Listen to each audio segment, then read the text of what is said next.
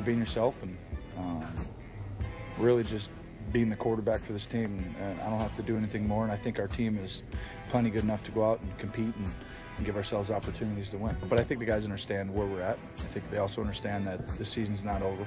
It's far from it, and I think right now we just need to understand that we're getting started, and we got to go do our job and do it to the best of our ability and start getting this thing on a roll. Don't call it a comeback. He's been here for years. If you're working for the weekend, you made it. Happy Friday. Appreciate you being with us here on First Take. To my left, Skip Bayless. Stephen A. joins us from Philly. Gentlemen, good morning. What's up, LL Kurum? How are you doing? What's going on, Skip? I'm good. What's going on, man? I cannot compete today with that outfit. It's over. No moss. I give up. You got me today. I'm just going along for the ride here. I'll just be your punching bag the rest of the day. I like it. You like the fact that I rock no tie today? Yep. I thought I'd do it. I thought I'd do it as a tribute to Skip it. Bayless. Yeah. All right. I just tried to do it. I just tried to do a little You sunset. can take that look anywhere on a Friday, Stephen A. And speaking of which, we have a fun show planned for you as we head into another big fight weekend. This time, it's Canelo versus Cotto, Puerto Rico versus Mexico. Woo. The guys will make their picks later. Looking forward to that. But first, Tony Romo will make his return from a broken collarbone Sunday against the Dolphins. The Cowboys lost all 7 games while Romo was out. And according to Elias, no team has ever made the postseason after being 2-7 or worse through 9 games. Skip. Yes. Will Romo sink or swim in Miami? Stephen A. Smith, he will swim in Miami. He will swim back to shore. He will save this team from going under after 7 straight losses without Tony Romo. But I will say, before I give you all the whys of my argument, that if I am wrong, I will sit right here on Monday and I will say, I was dead wrong about the 2015 Dallas Cowboys. They are over, dead, and gone. That's what I will say on Monday if they lose. But they are not going to lose. Their season starts now. I love, and we just saw some clips of Tony Romo, love how bold he was all week this week. Love how he embraced the pressure of saving this season when a lot of franchise quarterbacks would say, now, wait a second, don't put it all on my shoulders after you guys lost 7 in a row. I love it how he tweeted out the clip from the movie Major League in which he sent the message to his teammates, there's only one thing left to do, win the whole thing. Maybe not win the Super Bowl, not yet, we're not quite to there, but at least win a division that's begging to be won by the Giants and the Eagles and the Redskins. I love this team's chances right now because I really like the way, and Tony Romo said he liked the way this team played in 6 out of its 7 losses. It put itself in position to win those 6 games. It couldn't close the deal. As talented as it is, as well as it did play in spurts, it just needed one more big play from its quarterback. Just stay off the Whedon and Castle back to outhouse. It needed Tony Romo. And I will be the first to admit, Stephen A., this will not be easy because the Dolphins are coming off a big win at the Eagles. Ndamukong Suh, I don't know if you've noticed lately, is a terror on a tear over his last 5 games. He's got 4 sacks, 20 tackles, 8 disrupted dropbacks. He's a beast. He's a force. And I'll be the first to tell you, I'll admit it up front, Tony Romo's coming off a 2nd broken collarbone. Didn't even have surgery this time. They hoped it would heal on its own. It is still at risk. I'll be the first to tell you. But Sean Lee is coming back this week. I'm pretty sure he's going to play, and I hope he plays well. Des Bryant's been a little iffy on his foot, but I bet you he'll come back to life with Tony Romo back at quarterback. This team, as you know, plays its best on the road, so I like its chances at Miami. And in the end, Tony Romo's mere presence, I believe, will move the Cowboys to just leap right back into the saddle. They're about to ride again. Here they come, Stephen A. I'm going to go Dallas 27, Miami 23. Season starts now. You know what, Skip Bayless, I appreciate the astute analysis. Thank you. It sounded objective. It sounded objective.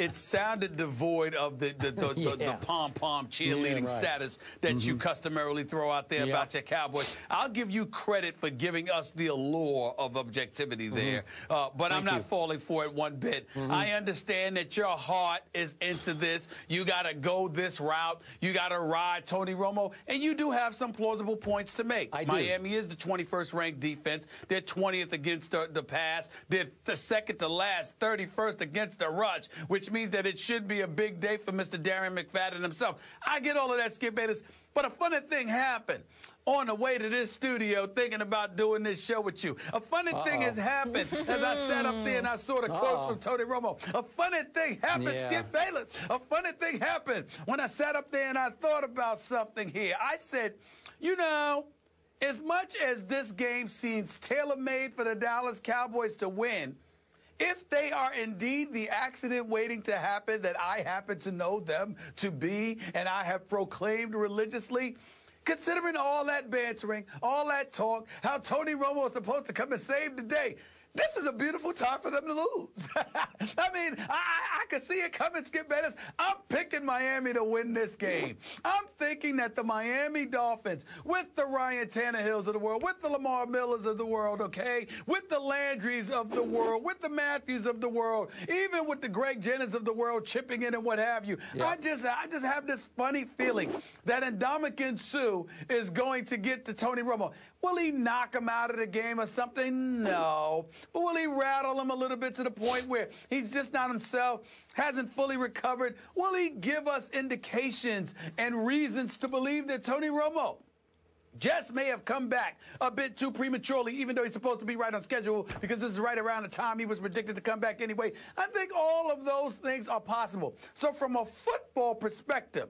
in terms of your astuteness in breaking it down, you're absolutely right. Considering Miami's paltry run defense, combined with the fact they're not that great against the pass and they're not that great defensively overall, okay, I look at it from that perspective, and their inability to really make but so much noise offensively from time to time this year, inconsistent to say the least, I would sit there and say the Dallas Cowboys have every reason to believe they should win this game.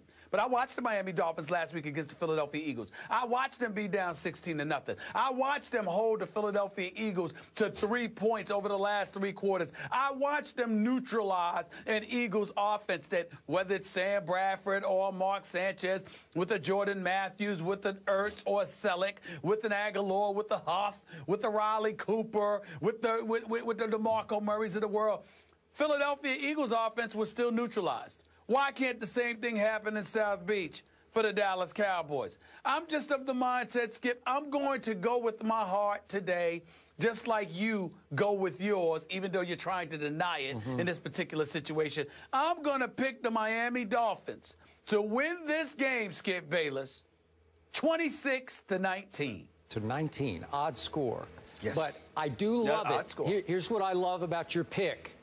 What I feared the most when I woke up this morning is that you would try to trump my pick, to jinx my pick, by picking my pick. I thought about it. I did. I know you did. I thought about it. And so now I'm good, because if you had picked Dallas, I'd be dead. I'd say, that's it, I'm done. That's the way you could have jinxed me. You had your chance. You cannot take it back. You are on record that now Miami will beat Dallas, and I will love watching you eat those words on Monday at this hour on this show. Thank you. I think it's important to keep in mind, Skip, that 6 of the last 7 weeks I picked Dallas to lose those games. Okay, and they lost. So I was actually right on the money, to be quite honest with you. So no Romo, no count. I understand. You can just throw them all out. They didn't count to you. You picked them to win a few of those games. I did. You know, and they should just let you down. And if they had Johnny Manziel, they might have won 5 of them. But that's a whole nother issue. Goodness. It's okay. It's okay. I can live with it, because thankfully your Giants and those Eagles and even those Redskins participated, played right along with the demise of my Dallas Cowboys, to the fact that they also suffered their demises, and they all have 5 losses, and I'm still good. I'm 2 games back in the loss column. Season starts now. No problem. Got it. Okay. Cool as a cucumber. Yep. The Cowboys have won their last 6 games that Romo did start, including weeks 1 and 2. But Skip, Fins up, baby. Oh, you got him too? No, I'm just rooting for him as a Giants fan. Yeah, I got it.